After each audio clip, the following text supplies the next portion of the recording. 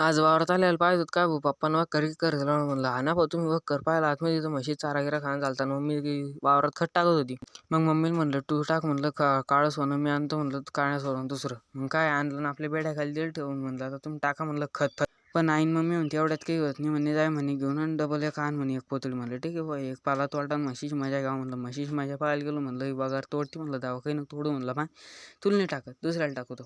पण यायचं पण माझ्या पण म्हणलं आता बघारीच टाकून द्यायला पुरतं. मग काय आपण काळ्या सोन्याच्या पोतळ्या पाहायला घेतली याच्यात दुसऱ्या पोतळी रिचून दिली आपल्या वावरात नेऊन ठेवून दिली. म्हणलं टाका म्हणलं तुम्ही आता खत मला जाऊ म्हणलं इरीवर. आता तुम्ही म्हणसा इरीवर कशाला तर इरीवर आपल्याला करणं होती मोटर सुरू करून की आपल्या टाक्यात काही पाणी नव्हतं एवढं. म्हणलं आता मोटर सुरू करून घ्या. पण पेटी लावायला गेलो पेटी काही लागत नव्हती. जुगाड जागाड करून घेतली आपण आता पेटी लावून पेटी गिटी लावणं झाली. आणि मग आपण म्हणलं आता एकदा इरीतलं पाणी पाहू. आता इतकं पाणी फक्त आता पाणी पडलं म्हणून आलं. मग काय दुपारच्या टायमाला आपण मोटर गिटर मस्तपैकी बंद केले.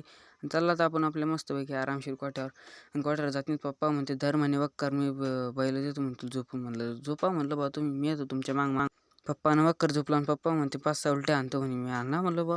मग काय नंतर थोड्या टायमानं मग माझ्या तिथे वक्कर देऊन द्याला म्हणे तू आण म्हणे आता वक्कर. म्हणलं आणतो बा. आणि पप्पा चालले गेले चारा पाणी करायला. मग तो संध्याकाळच्या टायमाला आपण बैल पाणी गिनी पाजून घेतले. म्हणलं घ्या म्हणलं आतमध्ये संध्याकाळच्या टायमाला पप्पा दूध गीत काढून चालले गेले बुलढाण्याकडं. आणि मी कोठ्याला कुलूप लावून चाललो आता घराकडं. चला मग आजच्या करता एवढंच भेटू पुढच्या